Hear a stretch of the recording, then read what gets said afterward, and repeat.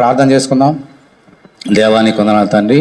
ఈ యొక్క ఉదయకాలం మందు నీ పాదస్థానికి వచ్చి నీ వాక్యం నేర్చుకోవడానికి, నిన్ను కనపరచడానికి మీరిచ్చిన ఈ యొక్క శ్రేష్టమైన సమయాన్ని బట్టి దేవానికి వందనాలు. మందిరంలో వాక్యం వింటున్న బిడ్డలందరూ, అలాగే ప్రభా ఆన్లైన్లో ప్రభా సోషల్ మీడియాలో ఎంతమంది వింటున్నారో ప్రతి ఒక్కొక్కరిని దీవించి ఆశ్రయించమని యేసు నామములో ప్రార్థన చేస్తున్నాము తండ్రి. ఆమేన్. షోర్ బైబిల్స్. నీ వాక్యము నా పాదములకు దీపమును, నా త్రోవకు వెలుగునే ఉన్నది. The word is a lamp unto my feet and a light unto my path. దయచేసి కూర్చోండి. దేవుని అతి పరిశుద్ధమైన నామానికి మహిమ కలుగును గాక. దీని వాక్యాన్ని చదువుకొని దీని వాక్యాన్ని ధ్యానము చేస్తాము. మార్కు సువార్త 7వ అధ్యాయము 5వ వచనం. అప్పుడు పరిశీలను శాస్త్రులను నీ శిష్యులు ఎందుకు పెద్దల పారంపర్యాచారము చొప్పున నడుచుకొనక అపవిత్రమైన చేతులతో భోజనము చేదురని ఆయనను అడిగిరి.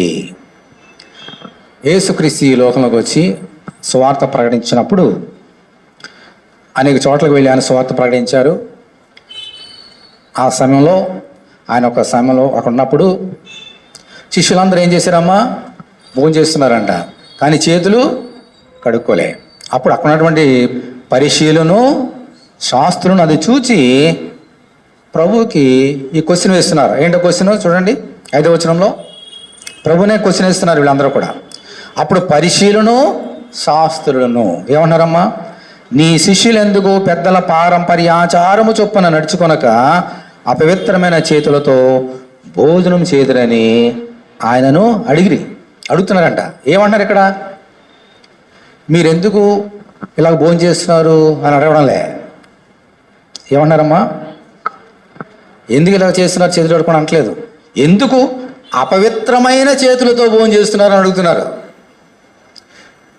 మీ శిష్యులు భోజనం చేస్తున్నారు చేతులు కడుక్కోకుండా, ఎందుకు ఇలా చేస్తున్నారు అంటే బాగుండేది. అలాగేమంటారమ్మా? నీ శిష్యులు అపవిత్రమైన చేతులతో ఎందుకు భోజనం చేస్తున్నారు? మా పెద్దలు పారంపర్యాచారం మేమందరం పాటిస్తున్నాం కదా, మీరెందుకు పాటించడం లేదు అంటే నువ్వు అలా బోధిస్తున్నావు వాళ్ళకి?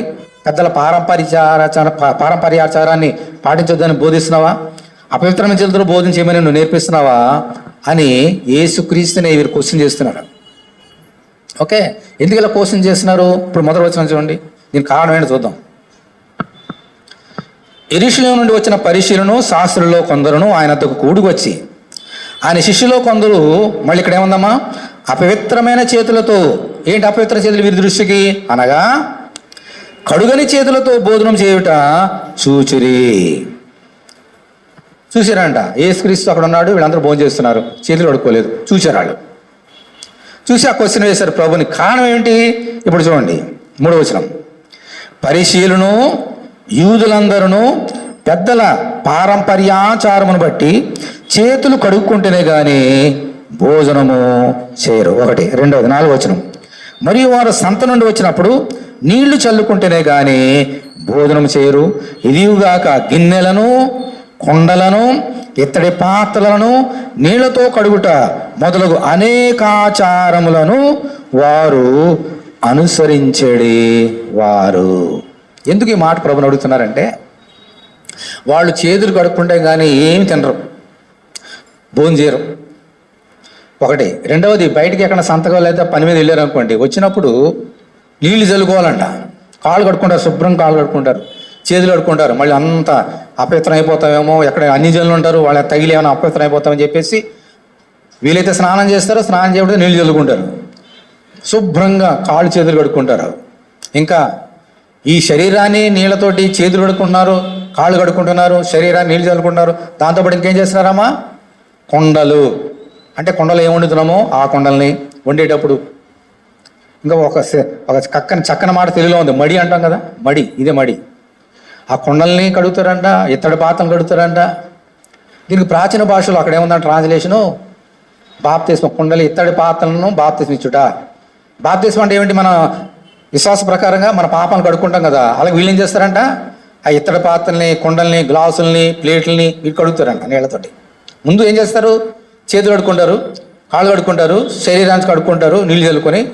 ఇంకా అవి కానీ అపవిత్రం అయిపోతాయని చెప్పేసి కుండలు, గ్లాసులు, ప్లేట్లు అన్నీ కడుక్కుంటారు. ఇంత నిష్ట కలిగిన వారు శాస్త్రులు, పరిశీలు.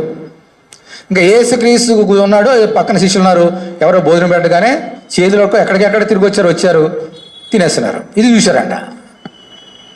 ఏమిటిది, మీరు ఎంత అపవిత్రులా, నీ శిష్యులేంటి అపవిత్రమైన చేతులతో భోజనం చేసేస్తున్నారేంటి, ఎంత అవమానం, ఎంత సిగ్గుచేటు అని ప్రభుని అడుగుతున్నారంట. మరి వాళ్ళు చెప్పింది ఏమిటి, కరెక్టేనా? ఏదైనా మనం హైజీనిక్గా తినాలి, చేతులు ఉడకపోతే మళ్ళీ ఏమన్నా రోగాలు అంటుకోవచ్చు, ఛాన్సెస్ ఉన్నాయి. నీళ్లు తాగినా ఏం చేసినా వాళ్ళు కరెక్టే చేస్తున్నారా?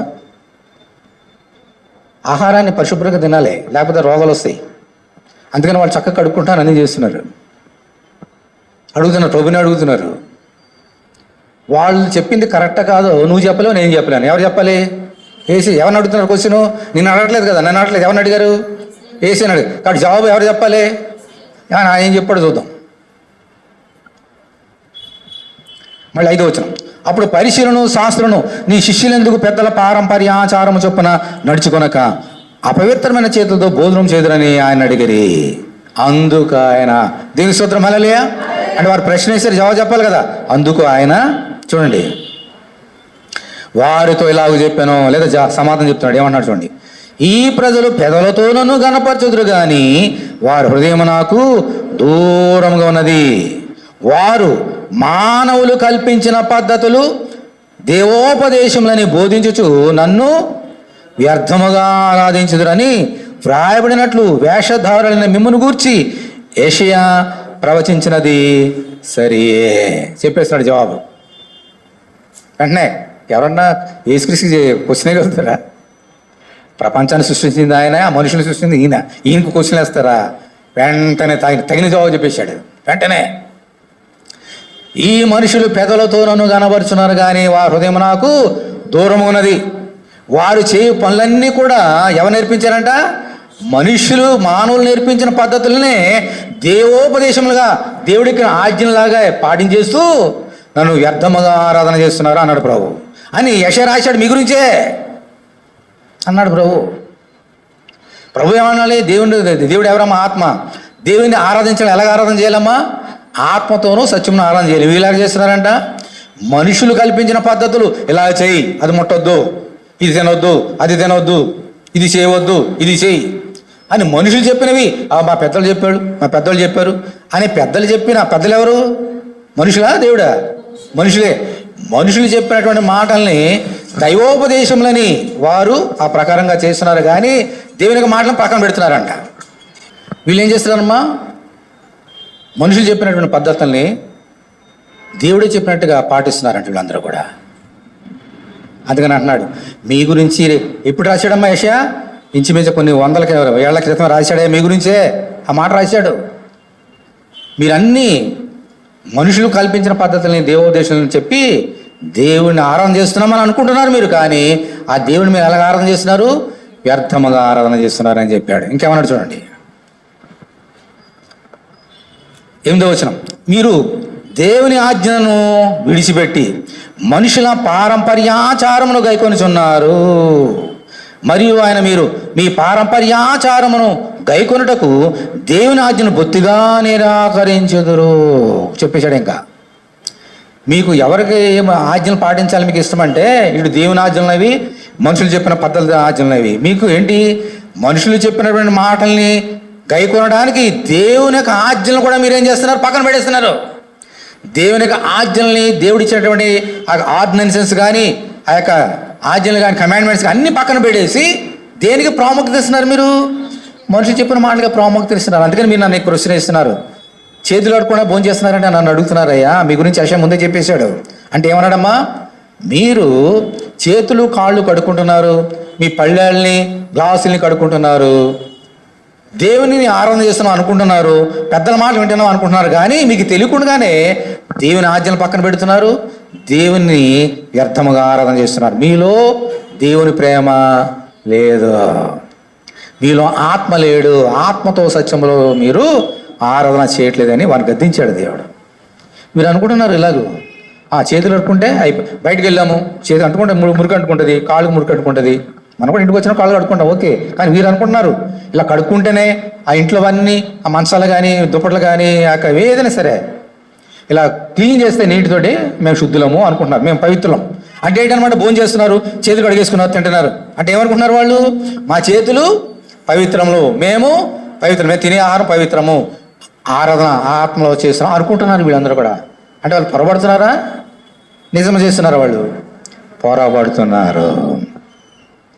ఈ లోకంలో చాలామంది దేవునికి ఆజ్ఞను పక్కన పెట్టి మనుషులు, మా పెద్దలు చెప్పారు, మా డాడీ చెప్పాడు, మా తాత చెప్పాడు, మా పెద్దలు చెప్పారు అని వాటినే పట్టుకుంటున్నారు. దేవుడు చెప్పిన మాటలను పక్కన పెడుతున్నారు. ఇది దేవునికి ఏమాత్రమూ ఇష్టం లేదు. ఇప్పుడు ఈరోజు మనం కొన్ని సంగతులు నేర్చుకోబోతున్నాం.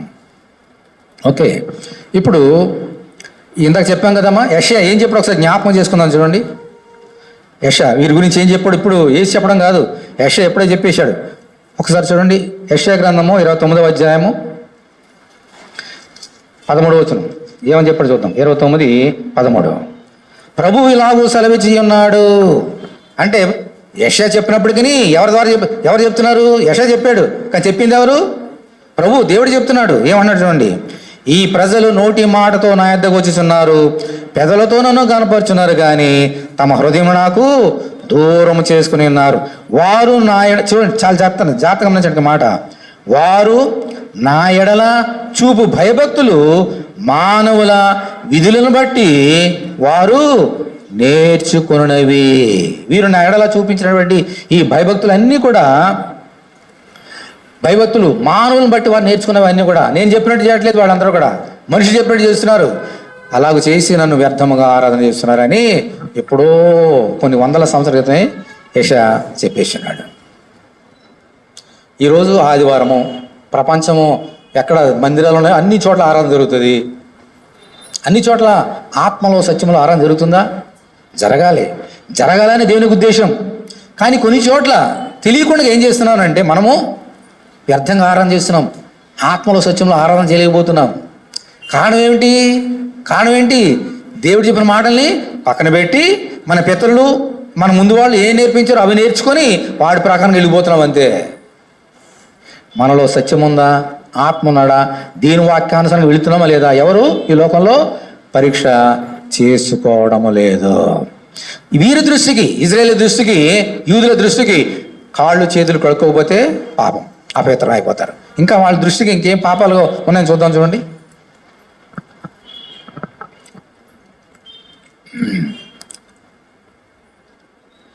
అపోస్తుల కార్యములు 21వ అధ్యాయం 28వ వచనం. అపోస్తుల కార్యములు 21:28. సరే, 20 నుంచి చదువుతా. 27 అపోస్తుల కార్యములు 21:27. 7 దినములు కావచ్చినప్పుడు ఆసియా నుండి వచ్చిన యూదులు దేవాలయంలో అతను చూచి సమూహం అంతటిని కలవరపరిచి అతనిని బలవంతముగా పట్టుకొని, ఇశ్రాయేలులారా సహాయం చేయరండి, ప్రజలకును ధర్మశాస్త్రమునకును ఈ స్థలమునకును విరోధముగా అందరికీ అంతటను బోధించున్నవాడు వీడే. మరియు వీడు గ్రీసు దేశస్థులను దేవాలయంలోనికి తీసుకుని వచ్చి ఈ పరిశుద్ధ స్థలమును ఏముందాం అక్కడ అపవిత్రపరిచి ఉన్నాడని కేకలు వేసిరి. ఏంటి? పౌలు గారు ఉన్నాడు. పౌలు ప్రపంచమంతా వెళ్ళి సువార్త ప్రకటించి ఒక గ్రీసు దేశస్తుని అనగా మరి తన శిష్యుని తీసుకుని రాగానే వీళ్ళు ఏమన్నారు చూడండి, వీరి యొక్క ఉద్దేశం ఏంటో చూడండి. చూడండి వీడే. మరియు వీడు గ్రీసు దేశస్తులను దేవాలయములోనికి తీసుకుని వచ్చి ఈ పరిశుద్ధ స్థలమును అపవిత్రపరిచి ఉన్నాడని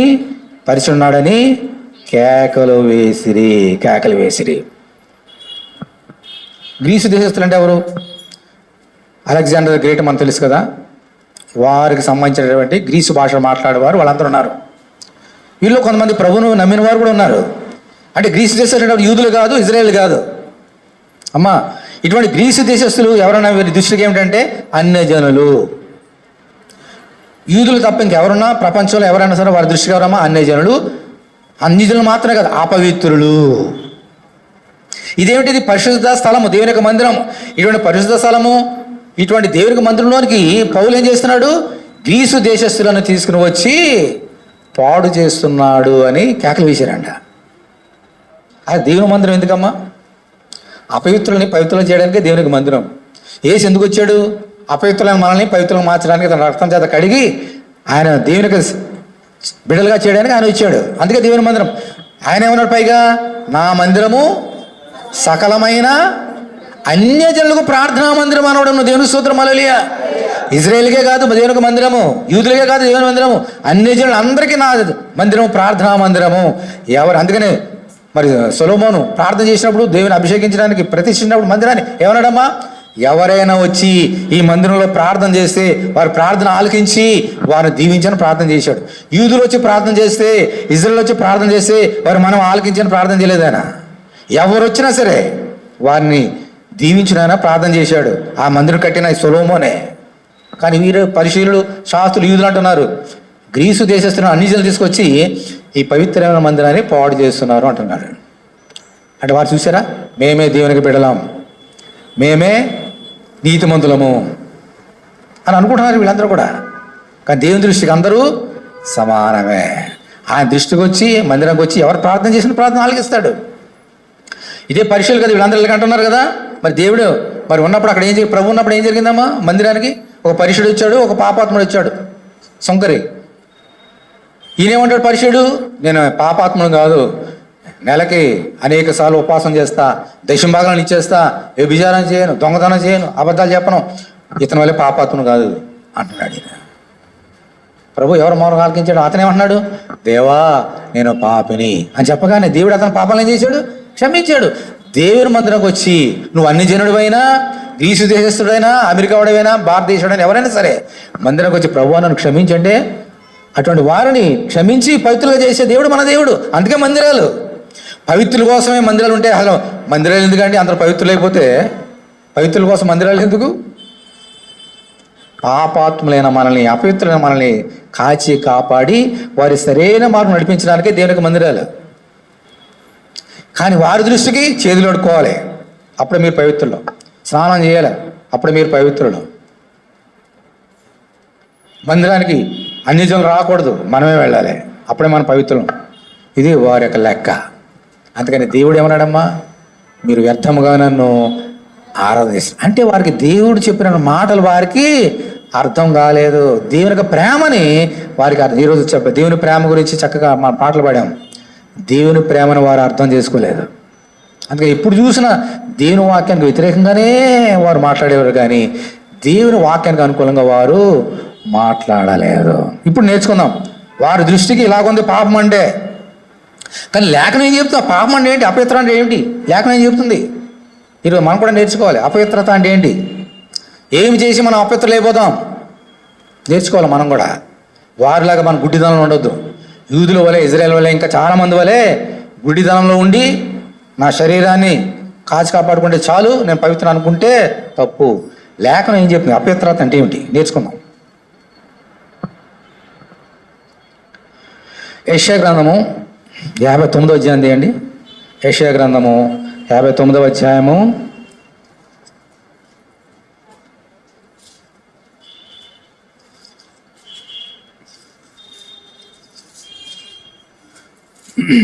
30 ఏమన్నాడు చూడండి.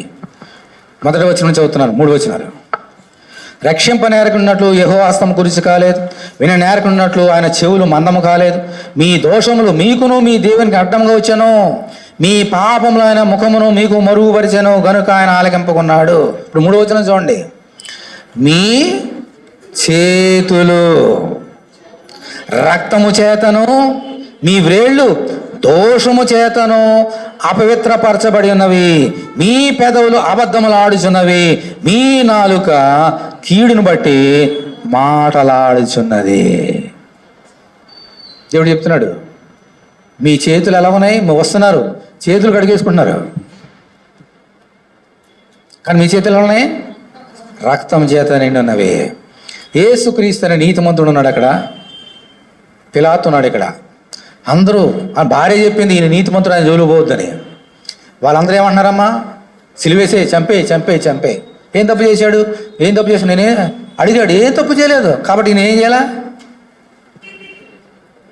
ఏం తప్పు చేయలేదు, విడుదల చేస్తానని చెప్పాలి. కానీ ఏం చేశాడు ఆయన? కేకలు వేస్తుంటే సిలువేసి అని చెప్తుంటే సిలువేయమని ఆయనని వారికి అప్పగించి ఏం చేశాడమ్మా, పళ్ళు నీళ్ళు తెచ్చుకున్నాడు, చేతులు అడిగేసుకున్నాడంట. పవిత్రుడైపోతాడా? ఒక నీతిమంతుడిని చంపడానికి ఒక అనీతిమంతులకి చేతికి అప్పగించి నేను చేతులు అడిగేసుకున్నాను కదా, నా చేతులు పవిత్రులైపోతే నేను పరిశుద్ధుని అనుకుంటే దేవుడు క్షమిస్తాడా? అతను నీతిమంతుడు, నీ నోటితో చెప్పావు, నీ భార్య చెప్పింది నీకు, మరి అతను విడుదల చేసాడు, నువ్వేం చేసావు? చంపడానికి ఇచ్చేసావు. నీ చేతులు ఎలా ఉన్నాయి ఇప్పుడు? కడుక్కున్నావుగా, నా కళ్ళ కనబడుతున్నాయి నీ చేతులతో, నా కుమారుడికి రక్తం కనబడుతుంది. అలాగే వీరు కూడా, ఇజ్రాయేల్ కూడా ఎక్కడెక్కడో చేతులు ఎన్ని దొంగతనాలు చేసేవారు, ఎంతమందిని కొట్టేవారు, ఎంతమంది ఇంట్లో పనిచేసేవారు కొట్టేవారో, తిట్టేవారో, చంపేశారో, ఇంటికి రాగానే చేతులు కడిగేసుకునేవారు. కానీ దేవుడు ఏమన్నాడు? మీరు మీ చేతులతో చేతులు కడుక్కున్నారు కానీ మీ చేతుల నుండి ఏముందమ్మా? రక్తం. పెదలతో వచ్చి నన్ను కనబడుతున్న ప్రైజ్ లార్డ్ హల్లెలూయా హల్లెలూయా అంటున్నారు, మీ పెదలతో అబద్ధాలు ఆడేస్తున్నారు బయటకు వెళ్ళి. ఎన్ని నోరుపితే అబద్ధాలు మీ నోట్లోంచి. మీరా పవిత్రులు. నాలుక ఇప్పుడు కీడే, ఇతరులకు మేలు చేయదు, కీడు చేస్తుంది మీ నాలుక. మీరు పవిత్రులా? ఇదా పవిత్రత అని దేవుడు వారిని గద్దించాడు ఇజ్రాయేల్ని. వీరు అనుకున్నారు చేతులు కూడా అయిపోయింది అనుకున్నారు వీళ్ళందరూ కూడా. మనం కూడా అలా అనుకుంటున్నావా? తప్పు చేసి వచ్చేసి చాలామంది మనం న్యూస్లోనూ టీవీలో చూస్తాం కదా, మర్డర్ చేస్తారు. ఆ రక్త బాణాలు కరగకుండా ఏం చేస్తారమ్మా, తడిగుడ్డ తీసుకొచ్చి బాగా తుడిచేస్తారు, చేతులన్నీ బాగా కడిగేసుకుంటారు ఫినాయిల్ తోట లేకపోతే డెటాల్ తోట. పోలీసులు వచ్చి ఏం చేస్తారు? వాళ్ళు చేసిన కార్యం వాళ్ళు చేస్తారు, పట్టుకుంటారు హాయిగా. ఎంత తుడిచేసినా, ఎంత చేతులు అడుక్కున్నా నరహంతకులు తప్పించుకోలేరు. పోలీసులు వచ్చి పట్టుకొని తీసుకెళ్తారు. ఇవాళ కాకపోతే రేపైనా సరే. మనుషుల దగ్గరికే నువ్వు తప్పించుకోకపోతే దేవుని దగ్గరికి నువ్వు తప్పించుకుంటావా? ఈరోజు మనం పరీక్ష చేసుకోవాలి. మన చేతులు అలాగ ఉన్నాయి. నీ చేతులు బయటికి వెళ్ళిన తర్వాత ఏం చేస్తున్నాయి? నీ చేతులు మంచి చేస్తున్నాయా, కీడు చేస్తున్నాయా? లంచాలు తీసుకుంటున్నాయా? ఇతరులకి హాని చేయడానికి ఏదైనా నీ చేతులతో కొట్టడమో తిట్టడమో ఏమైనా చేస్తున్నావా? నాలుగుతో అబద్ధాలు ఆడుతున్నావా? ఇతరులు కీడు చేయడానికి కీడు మాటలు నీ నోటు చూస్తున్నాయా? ఇవన్నీ చేస్తే మనము పవిత్రులము కానేరము. మనం ఎవరు అనమాట? పొద్దున స్నానం చేయవచ్చు, చక్కని బట్టలు కట్టుకోవచ్చు. నేను ఎవరిని? అపవిత్రుని. మన చేతులు అలాగ ఉన్నాయి, పరీక్ష చేసుకోవాలి. చేతులు కడుక్కుంటే పవిత్రులు అయిపో, హృదయం పరిశుద్ధంగా ఉండాలి. దేవుడు ఇంకేమన్నాడు చూడండి. కీర్తనల గ్రంథము 106వ అధ్యాయం. కీర్తనలు 106.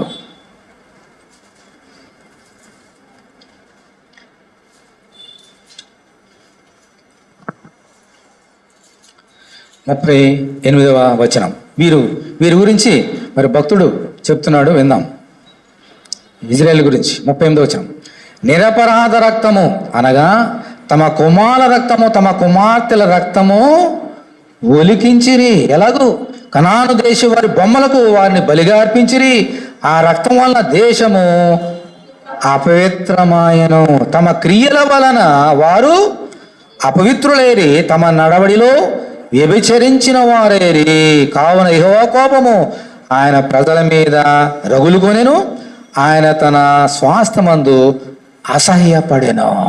ఇంకా ఎంత ఘోరమైన క్రియలు చేశారంటే ఈ యొక్క ఇజ్రాయేలీ ప్రజలు తమ కుమారులను, తమ కుమార్తెలను ఏం చేశారంటమ్మా? బలర్పించారంట. దేవతలకి బలర్పించేశారంట. అగ్నిగుండంలో దాటించేవారంట. ఎవరిని? సొంత కుమారుల్ని, సొంత బిడ్డల్నే. ఎందుకు అలాగూ? ఈ లోకంలో కూడా మనం చూస్తుంటాం కదా, రేడియోలోను టీవీలోను నరబలి ఇచ్చేస్తుంటారు. ఎందుకని?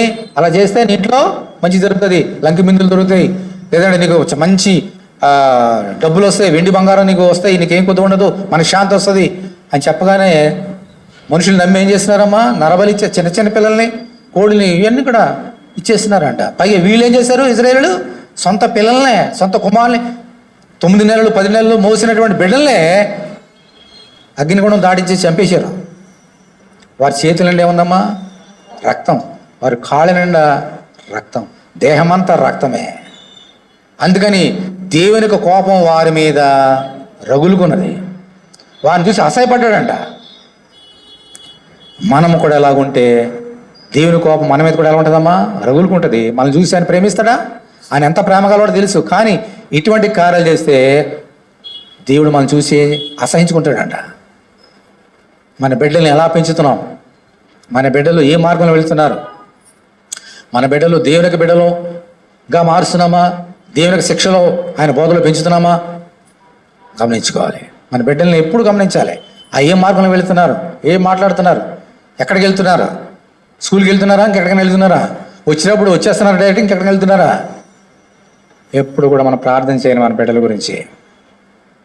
లేకపోతే మన చేతులు ఎలా ఉంటాయంటమ్మా? రక్తం రక్తం. తర్వాత చూడండి,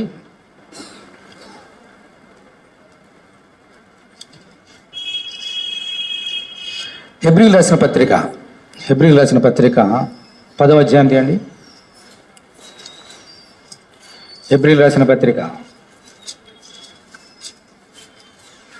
10వ అధ్యాయము. ముఖ్యంగా మన గురించి దేవుడు ఏమంటున్నాడు చూడండి. అందరూ కూడా బైబిల్ వాళ్ళు తీయండి. హెబ్రీయులకు రాసిన పత్రిక 10వ అధ్యాయం 29వ వచనం. 29. ఇట్లుండగా దేవుని కుమారుని పాదములతో త్రొక్కి తాను పరిశుద్ధపరచబడుటకు సాధనమైన నిబంధన రక్తమును అపవిత్రమైనదిగా ఎంచి కృపకు మూలముగు ఆత్మను తిరస్కరించిన వాడు ఎంత ఎక్కువైన దండనకు పాత్రుడిగా ఎంచబడినని మీకు తోచును అని దేవుడు చెప్తున్నాడు హెబ్రీయులకు రాసిన పత్రికలో. హెబ్రీయులుగా రాస్తున్నాడు ఆయన. మనల్ని పరిశుద్ధులుగా మార్చడానికి యేసుక్రీస్తు ఏం చేసినమ్మా? రక్తాన్ని చిందించినాడు. కానీ ఇజ్రాయేలు ప్రజలు ఇదే రక్తాన్ని ఎలాగించారు? వాళ్ళందరూ కూడా అపవిత్రమైనదిగా ఎంచారంట. దేవుడు ఊరుకుంటాడా? యేసుక్రీస్తు ఎందుకు చంపేశారు శిలువ మీద? నువ్వు మనుషుడు వడ్రంగి కుమారుడు ఉండి మమ్మల్ని రక్షిస్తావంటావేంటయ్యా? నిన్ను నువ్వే రక్షించుకోలేవు. శిలువ మీద మేకలు ఊరుకొట్టేస్తే చూసి ఊరుకుంటున్నావు. నిన్ను నువ్వే రక్షించుకోలేవు, మమ్మల్ని రక్షిస్తావా అని ఆయన రక్తాన్ని వారు అపవిత్రమైనదిగా ఇచ్చి రక్తాన్ని చిందించారు వాళ్ళందరూ కూడా. ఆ యేసుక్రీస్తు తలంచుకుంటే ఒక నిమిషం దిగి వచ్చి వీళ్ళందరూ నాశనం చేయగలడు ఆయన. ఎందుకు రక్తం చిందించాడు ఆయన శిలువ మీద? నీ కొరకు, నా కొరకు, ఈ యొక్క ఇజ్రాయేల్ బిడ్డల కొరకు. అపవిత్రమైన మనల్ని పవిత్రంగా మార్చడానికి ఆ రక్తాన్ని చిందించాడు అక్కడ. కానీ వీరు, నువ్వు అపవిత్రుడవు, నీ రక్తం అపవిత్రమైనది నుంచి శిలువ చంపేశారు ఇజ్రాయేల్లో. మరి దేవుడు ఊరుకుంటాడా? ఈ లోకంలో చాలామంది యేసు రక్తాన్ని అపవిత్రమైనదిగా ఎంచుతున్నారు. బలలో పాలు పొమ్మట్లేదు. ఏం రక్తం? ద్రాక్షారసం నన్ను ఏం చేస్తుంది? నా పాపం కడుగుతుంది ద్రాక్షారసం అనుకుంటున్నారు వాళ్ళందరూ కూడా. అపవిత్రమైనదిగా మాట్లాడుతున్నారు, ఎంచుతున్నారు. కానీ అది ఏంటమ్మా? ద్రాక్షారసం. అది ఏంటది? యేసు రక్తం, దేవుని యొక్క రక్తం. మనం అలా ఉన్నామా? బల్ల ఎలా పాలు పొందుతున్నారు అందులో? ఇది నన్ను అపవిత్రురాలు నేను నన్ను పవిత్రులుగా మార్చడానికి యేసు రక్తం కార్చాడు అని బల్లో చేవేస్తున్నామా? పాస్టర్ గారు ఇస్తున్నారు, తీసుకుందాంలే, ప్రతి వారం ఇస్తారు, తీసుకుంటున్నామా? అలా చేస్తుంటే మనం ఏం చేస్తున్నాము? ఈ రక్తాన్ని అపవిత్రంగా మార్చుతున్నాము. ఈ రక్తం నన్ను పవిత్రంగా మార్చే ఔషధం ఇది అని గ్రహించి తీసుకున్నప్పుడే అది పవిత్రంగా, అప్పుడు నిన్ను దేవుడు క్షమించి పవిత్రులుగా మార్చుతారు. లేకపోతే మనం అపవిత్రంగా మార్చేస్తున్నామా? 3 సంగతులు నేర్చుకున్నాం. చేతులు కడుక్కుంటే పవిత్రులు అయిపోం, కాళ్ళు కడుక్కుంటే పవిత్రులు అయిపోం, గిన్నెలు పళ్ళేలు కడుక్కొని తినేస్తే పవిత్రులు అయిపోం. మన చేతులు అలాగున్నాయి. ఎవరిని హింసిస్తున్నాయా? లంచాలు, దొంగతనాలు, చేతులు ఏ పాపం చేస్తున్నాయి? మనుషులు పాపాలు చేయాలంటే 2 కదమ్మా, కాళ్ళు చేతులు. ఇదే చేయడానికి నడుచుకుంటూ వెళ్తావు, చేతులు చేస్తావు పాపం. నీ చేతులు ఎలా ఉన్నాయి? మన చేతులు ఎలా ఉన్నాయి? మన కాళ్ళు ఎలా ఉన్నాయి? మన బిడ్డలు ఎలా పెంచుతున్నాం? మన ఇంట్లో వాళ్ళు ఎలా, నేను ఎలా ఉన్నా, మన బిడ్డలు ఎలా ఉన్నారు? నువ్వేం చేస్తావు? నీ బిడ్డలు అదే నేర్చుకుంటారు. నువ్వు సిగరెట్ తాగితే బిడ్డలు చూసుకుని హాయిగా ఇంకోటి తాగుతాడండి. నువ్వేం చేస్తావు? అదే పిల్లలు నేర్చుకుంటారు. ఇప్పుడు కాబట్టి నీకు కనపడకుండా కాదు, నీ తెలియకుండా చేస్తారు వాళ్ళని. జాగ్రత్త సమ్మా. యేసు రక్తాన్ని ఎలాగ ఎంచుతున్నా నీవు? హల్లెలూయా, హల్లెలూయా.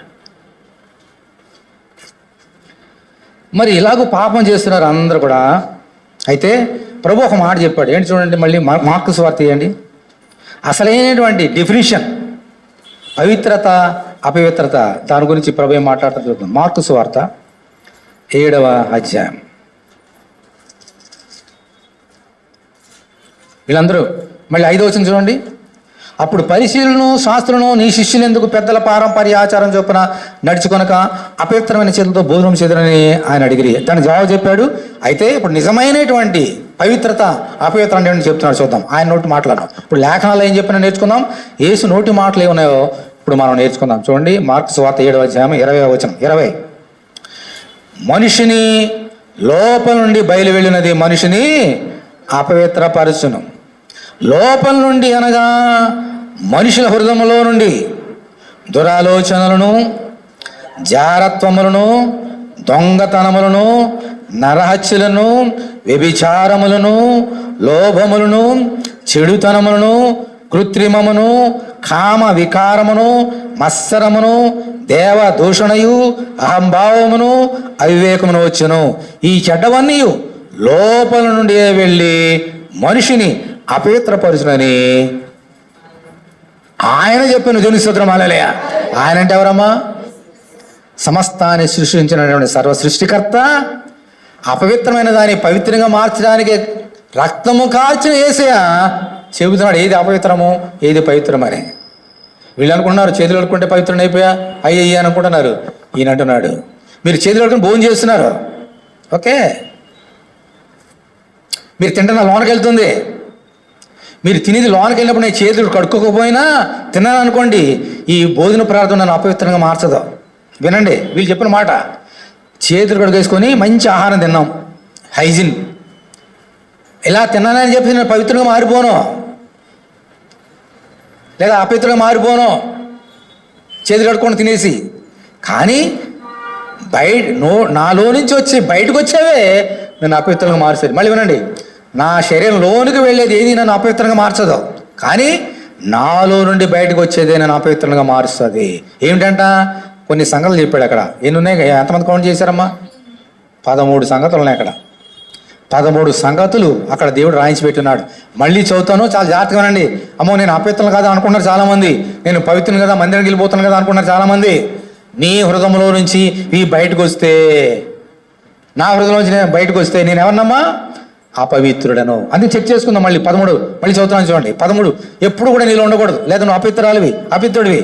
20 వచనం 21 లోపల నుండి అనగా మనుషుల హృదయం నుండి దురాలోచనలు, జారత్వములు, దొంగతనములు, నరహత్యలు, వ్యభిచారములను, లోభములను, చెడుతనములను, కృత్రిమమును, కామ వికారమును, మత్సరమును, దేవదూషణ, అహంభావము, అవివేకము. ఈ చెడ్డవన్నీ ఏం పెట్టడం ప్రభు వాడి పేరు? చెడ్డవి. ఇవన్నీ లోపల నుండి బలి వెళ్ళి మనిషిని అపవిత్రపరచును. అంతేగాని చేతులు కడుక్కోకుండా భోజనం చేయట మనిషిని అపవిత్రపరచదు అని చెప్పేశాడు. వారికి కంక్లూజన్ చేశాడు. ఇంకా నోరు ఎత్తలేడు. ప్రపంచంలో ఎవరెత్తో నోరెత్తుతారు ఇంకా ప్రభు దగ్గర? ఏది అపవిత్రం ఏది పవిత్రం అని చెప్పడానికి ఎవరు చెప్పగలుగుతారు? ఆయనకి డెఫినేషన్ ఆయన చెప్పేశాడు అంతే. నేను చాలా నీట్గా కనపడవచ్చు, అబద్ధం చెప్పాను అనుకోండి, ఎవరు నేను? అపవిత్రుడను, దొంగతనం. ఇంకా మళ్ళీ నేను రిపీట్ చేయక్కర్లేదు. 13 సంగతులు. ఏది ఉన్నా సరే నేను ఎవరినమ్మా? అపవిత్రాలని, అపవిత్రుడను. నాలో అపవిత్రత ఉన్నదా? నేను అపవిత్రుడినా? పరీక్ష చేసుకోవాలి. నేను పవిత్రాలని, పవిత్రని చెప్పుకుంటే నన్ను నేనే మోసం చేసుకుంటున్నాను. మనుషులు నేను మోసం చేయవచ్చు, దేవుని నేను మోసం చేయలేను. నేను అనుకున్నాడు చేతులు కడిగేసుకున్నాను కదా, నాకేం దోషం లేదు అనుకున్నాడు పిలాతు. కానీ నీ చేతులు అంటే రక్తం అంటున్నాడు ఆయన. నువ్వు చేతులు కడుక్కునే నీళ్ళలో కాదు రక్తంలో కడుక్కున్నావు నీ చేతులు అంటున్నాడు ఆయన. నీ కళ్ళు వంటి కళ్ళు కాదు దేవునివి. రాత్రి ఎవరికి కనబడకుండా చీకటిలో నువ్వు చేసినా ఆయన కనబడతాయి. ఎవరు నన్ను చూడలేదు అనుకుంటాడంట తప్పు చేసేవాడు. మనిషి చూడకపోవచ్చు, కానీ దేవుడు చూస్తాడో లేదా? జాగ్రత్త సుమా. సరే, ఎంతమంది తప్పు చేస్తున్నారు ఇలాగూ? ఇజ్రాయెల్ గురించి నేర్చుకున్నాం. మనం ఇజ్రాయెల్ కాదు, అన్ని జనులు. మనం తప్పు చేస్తున్నామా లేదా? గట్టిగా చెప్పండి. వారికంటే ఎక్కువ చేస్తాం. అందుకని ఏమన్నాడు ఆయన? ఆ మాట చెప్పకముందు మా మాట చూపిస్తాను చూడండి. ఇర్మియా గ్రంథం 23వ అధ్యాయం తీయండి. ఇర్మియా గ్రంథము 23 11వ వచనం చదవండి ఎవరన్నా. 11వ వచనం ఇర్మియా 23:11. ప్రవక్తలేమి యాజకులేమి అందరూ పవిత్రులా? అపవిత్రులు. నా మందిరంలో వారి చెడితనము నాకు కనబడను, ఇదే యెహోవాకు. నా మందిరంలో వారి చెడితనము కనబడను, ఇదే యెహోవాకు. మందిరంలో ఎవరుంటారు ఇప్పుడు? మనం చెప్పుకున్నాం ఎవరమ్మా? యాజకులు, ప్రధాన యాజకులు. యాజకులు ప్రధాన యాజకులే అపవిత్రులు అన్నాడు దేవుడు. వచ్చిన వారి సంగతి ఏమిటి? యాజకులు ఇప్పుడు నేను ఇంకా మీకు బాగా అర్థం కావాలి. నేనున్నాను, నేనే అపవిత్రుడైపోయి ఇక్కడ బోధించిన అనుకోండి, మీరు ఎలా ఉంటారు? యథా రాజా తథా ప్రజ అంటారు కదా. నాలోనే పాపం ఉంటే మీకు మీరు ఎలా ఉంటారు? అందుకని వారి యాజకులు కానీ, ప్రధాన యాజకులు కానీ, సేవకులు కానీ, లేవులు అందరూ అపవిత్రులు, వారి చెడుతనం నాకు కనబడుతున్నది అన్నాడు దేవుడు. ఆఖరికి ప్రధాన యాజకులు కూడా అపవిత్రులే. మరి మనం పవిత్రులమా? అందుకని ఏసేమన్నాడమ్మా? ఏ భేదము లేదు, అందరూ పాపము చేసి దేవుడు అనుగ్రహించిన మహిమను పొందలేకపోతున్నాం. మనందరం అపవిత్రులమే. గమనించండి, ఈ లోకంలో ఎవడో పవిత్రుడు కాదు. కొంతమంది రాజు వంశం ఇంకా ఉంది. మరి బ్రిటన్లో వెళ్తే ఇంకా రాజులు ఉన్నారు అక్కడ. అలాగే జపాన్లో కూడా రాజులు ఉన్నారు. రాజులు అంటే చాలా ప్రత్యేకమైనటువంటి వారు అనమాట. మనుషులు మనకంటే ఎంతో పవిత్రంగా ఇచ్చారు వాళ్ళందరూ కూడా. మనుషులు వారిని పవిత్రులుగా ఇచ్చి రాజు రాణి అని చూపిస్తారు. ఎలిజబెత్ రాణి అంటాం కదా, అంటాం. కానీ వాళ్ళ రక్తం స్పెషల్గానే ఉందండి. వాళ్ళ బ్లడ్ అయినా స్పెషలా? నీ రక్తం ఎలా ఉందో అదే రక్తం. నీ రక్తం ఎరుపు, వాళ్ళ రక్తం ఎరుపే. మనుషులు ఇలాగూ తారతమ్యాలు ఉంటాయి, కానీ దేవుని దృష్టికి ఏ భేదం లేదు, అందరూ అపవిత్రులే. అయూదులైనా, ఇజ్రాయేల్ దేశస్తులైనా, గ్రీసు దేశస్తులైనా, నువ్వైనా నేనైనా, మనం అందరూ కూడా అపవిత్రులమే. వీరన్నారు గ్రీసు దేశం నుంచి వచ్చి దేవుని మీద అపవిత్రం చేస్తాను అనుకున్నారు వాళ్ళందరూ కూడా. నువ్వే అపవిత్రుడివి, గ్రీసు దేశస్తుల కంటే ముందే నువ్వు అపవిత్రుడు అయ్యా అని దేవుడు చెప్తున్నాడు. మనందరము అపవిత్రులమే. ఇప్పుడు ఏసీ ఏమన్నాడు చూడండి గురించి, మన ఏసీ గురించి ఏం రాయబడి చూడండి. హెబ్రీలు రాసిన పత్రిక అందరూ తీయాలి. హెబ్రీ ముగిస్తున్నా 7వ అధ్యాయము, హెబ్రీలకు 7వ అధ్యాయము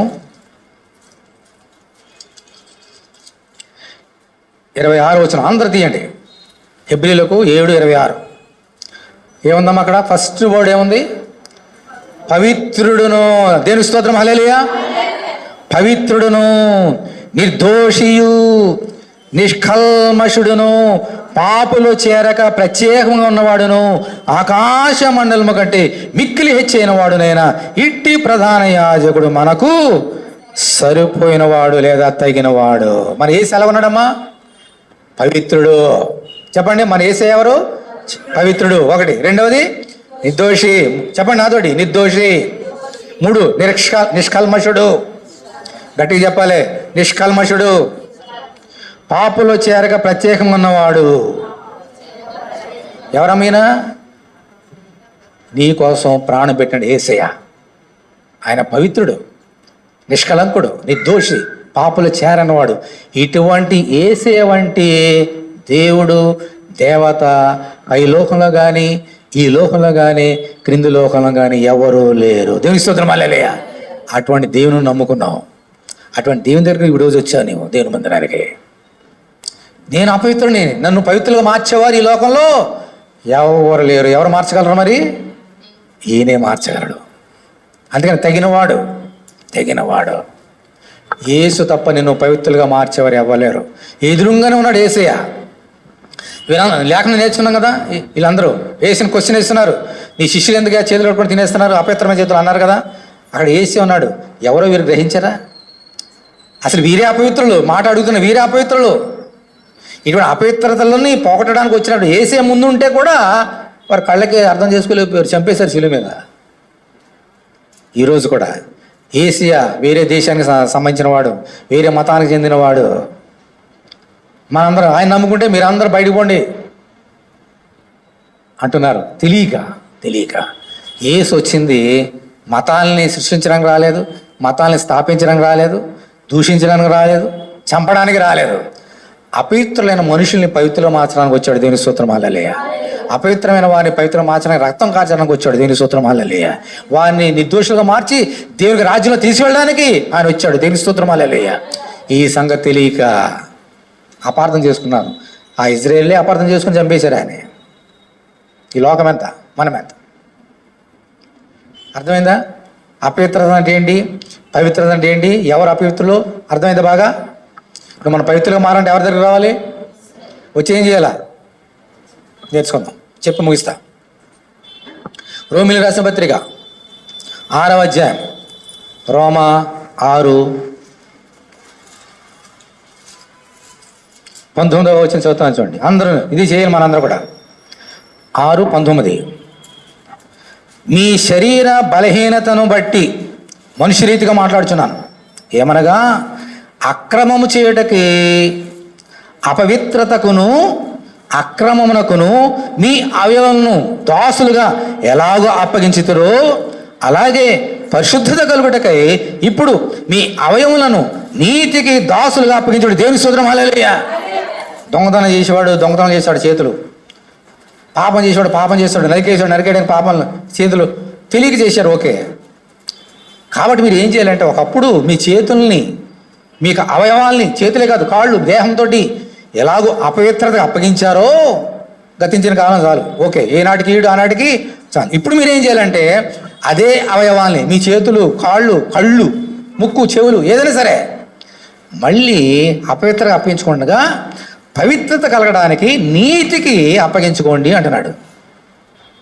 మరి నీతిమంతులు ఎవరు? యేసుక్రీస్తు. అంటే నీ దేహాన్ని, నీ చేతుల్ని, కాళ్ళని, దేహాన్ని ఎవరికి అప్పగించాలి? ఇప్పుడు ఏసేకి అప్పగించాలి. ఏసేకి ఎలా అప్పగించుకుంటావు? ఇదిగో నీ హృదయమైన తలుపు నేను తట్టుచున్నాను. ఎవడైనా నా స్వరం విని తలుపు తీసినడలైన వచ్చి నాతో కలిసి భోజనం చేద్దాము. నీ హృదయంలో ప్రభుని చేర్చుకుంటే నీ అవయవాలన్నీ ఏం చేస్తున్నావు? దేవునికి అప్పగించేస్తున్నావు. అప్పుడు ఆయన ఏం చేస్తున్నాడు? నీ దేహాన్ని మందిరంగా మలుచుతున్నాడు. దేవుని స్తోత్రం హల్లెలూయా. నీ దేహం దేవునికి ఆలయం. అపవిత్రత ఉన్నట్టు నీ దేహాన్ని పవిత్రమైన, ఇది దేవునికి మందిరం, పవిత్రమైన పరిశుద్ధ దేవుని మందిరం. అలాగే నీ దేహాలు కూడా ఏమైపోతాయి? నీ యొక్క హృదయాన్ని, నీ దేహాన్ని, అవయవాల్ని ప్రభుగా అర్పించుకుంటే పవిత్రమైన మందిరంగా మారిపోతాయి. దేవుని స్తోత్రం హల్లెలూయా. అంచేత నువ్వు ఎవరికి అప్పగించుకోవాలి? నీ దేహాన్ని. ఈ దేహాల్ని వేశ్యలకు అప్పగిస్తున్నావా? పరపురుషులకు అప్పగిస్తున్నావా? పర స్త్రీలకు అప్పగిస్తున్నావా? దొంగతనం చేయడానికి అప్పగిస్తున్నావా? నారాజ చేయడానికి అప్పగిస్తున్నావా? పక్కన పెట్టేసాయి. దేవునికి అప్పగించు ఈ శరీరాన్ని. నీ హృదయంలో ప్రభుని చేర్చుకో. అప్పుడు ఏం జరుగుతుందో చూడండి. మొదటి యోహాను ఇది చెప్పి ముగిస్తా. మొదటి యోహాను 1వ అధ్యాయం, మొదటి యోహాను 1వ అధ్యాయం అందరూ తీయాలి. ఇదే కంక్లూజన్. 7వ వచనం. అయితే ఆయన వెలుగులో ఉన్న ప్రకారం మనమును వెలుగులో నడిచినలా మనము అన్యోన్య సహవాసము గలవారమైందము. అప్పుడు ఆయన కుమారుడైన యేసు రక్తము ప్రతి పాపము నుండి మనలను పవిత్రులుగా చేయను. దేవుని స్తోత్రం హల్లెలూయా. యేసు రక్తము ప్రతి పాపము నుండి, నీ అవయములు ఏ పాపం చేసావో వాటన్నిటి నుండి మనలను పవిత్రులుగా చేయను. ఇప్పుడు 9వ వచనం. మన పాపములను మనం ఒప్పుకొని నీడలా ఆయన నమ్మదగిన వాడును నీతిమంతుడును గనుక. ఇంత నేర్చుకున్న హెబ్రీ పాపులు చేరక నిర్దోషి నిష్కల్మషుడు పవిత్రుడు అని నేర్చుకున్నాం కదా. ఆయన నమ్మదగిన వాడును నీతిమంతుడు కనుక ఆయన మన పాపం క్షమించి, తర్వాత ఏమందమ్మా, సమస్త దుర్నీతి నుండి మనలను పవిత్రులుగా మార్చిన. దేవుని స్తోత్రం హల్లెలూయా.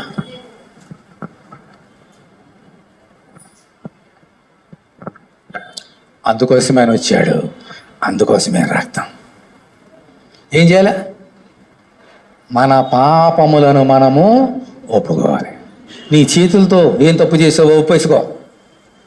నీ కళ్ళతో ఏం పాపం చేసావో ఒప్పేసుకో. నీ కాళ్ళతో ఏం పాపం చేసావో ఒప్పేసుకో. నీ శరీరంతో ఏం పాపం చేసావో ఒప్పేసుకో. అంతే తిరిగా. అప్పుడు యేసు రక్తము ప్రతి పాపం నుండి మనను పవిత్రపరిచారు. ఆయన నిష్కల్మషుడు, ఆ నీతిమంతుడు నమ్మదగినవాడు కనుక మన పాపాలని క్షమించే దేవుడు. దొంగతనం చేసి పోలీసు దగ్గరికి వెళ్ళి ప్రభా అయ్యగారు క్షమించండి, క్షమిస్తాడా? కోర్టులోకి వెళ్ళి అయ్యా తప్పు చేసి ఇంకెప్పుడు చేయాలంటే క్షమించేస్తాడా? జైలు పోయి 6 నెలలు సంవత్సరం జైలు పడేస్తాడు. కానీ యేసు దగ్గరికి వచ్చి ప్రభును క్షమించు, ఇంకెప్పుడు చేయాలంటే ఏమంటాడు? చీపో అంటాడా? ఇంకెప్పుడు పాపం చేయకు అమ్మా. ఎవరు రాళ్ళు వేరేదా? నేను మీరు రాళ్ళు వేరా, ఎప్పుడు పాపం చేయక అనే దేవుడు నీ దేవుడు. హల్లెలూయా, హల్లెలూయా. నా రక్తము చేత కడగడానికి వచ్చిన నేను నిన్ను చంపను, నేను ప్రేమించడానికి వచ్చా, నీ అపవిత్రతను తీసివేయడానికి వచ్చా అని చెప్పి తన రక్తం చేత కడిగే దేవుడు ఎవరమ్మా? మన యేసయ్య. అటువంటి యేసు దగ్గర మనం వచ్చాం. పాపం ఒప్పేసుకుందాం, దాచిపెట్టవద్దు. పాపం దాచిపెట్టుకుని వాడు వర్ధిల్లడు. ఎవరు వర్ధిల్తారు? పాపం ఒప్పుకొని యేసు రక్తంలో కడుక్కున్నవాడు వర్ధిల్లుతాడు. దేవుని స్తోత్రం, హల్లెలూయా. అందులో లేచినవాడిని ఈరోజు ప్రభు నీతో మాట్లాడినాడు. ఏది పవిత్రం, ఏది అపవిత్రం? హల్లెలూయా, హల్లెలూయా. యేసు రక్తంలో కడుక్కుందాం. ఆయన బిడ్డలుగా మారిపోదాం, ఆయన సాక్షులుగా మారిపోదాం. అనేకుల కొరకు ప్రార్థన చేద్దాం. మన హృదయాల్ని, మన శరీరాల్ని ఆయన సమర్పించుకొని ఆయనకి సాక్షిగా మారిపోదాం. దేవుని స్తోత్రం, హల్లెలూయా, హల్లెలూయా. అందరు కళ్ళు మూసుకోండి. నేను పరీక్ష చేసుకుంటా. నేనే నీతిమంతుడు ఏంటి? నేనే నీతిమంతుడు కాదు. నేను మీ అందరికంటే పాపాత్ముడు నేను. మనందరం కూడా దేవుని దగ్గర మన పాపాలు ఒప్పుకుందాం. అందరు కళ్ళు మూసుకోండి, ఒక్క నిమిషం ప్రార్థన చేసుకోండి. ఈ ఉదయకాలం మందు మధ్యాహ్న సమయంలో మా హృదయంలో మీరు ఉండండి. ఈ పాప శరీరాన్ని, అపవిత్రమైన శరీరాన్ని పవిత్రమైన పరిశుద్ధమైన మందిరంగా మలిచమని వేడుకొంచున్నాం. ఇలా మలిచేవారు నువ్వు తప్ప మరి ఎవరు లేరు. ఎందుకంటే మీరు పవిత్రులు, నిష్కల్మషులు, పాపలో చేరని వారు, నిర్దోషులు. అటువంటి పవిత్రమైన రక్తము చేత మమ్మల్ని కడిగి నీ బిడ్డలుగా, నీ సొత్తుగా చేసుకొని ఈ సంవత్సరం అంతా, మా జీవితకాలం అంతా మీ సాక్షులుగా చేసుకోమని యేసు నామములో ప్రార్థన చేస్తున్నాం తండ్రి. ఆమేన్.